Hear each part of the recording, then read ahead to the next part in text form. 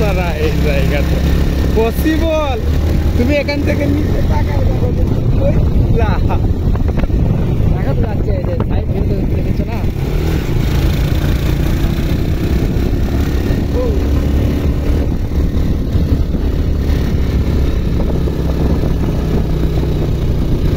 দেখো গাড়ির তেল টানা রাখছি হচ্ছে 40-এ আর গাড়ি চলতেছে 20-এ।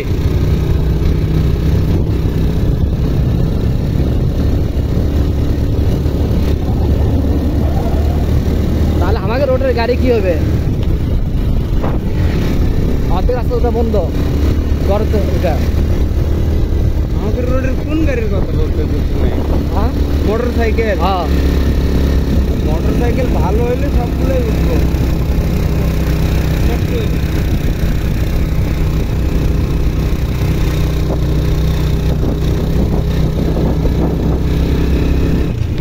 মোটর সাইকেলের গতি জায়গা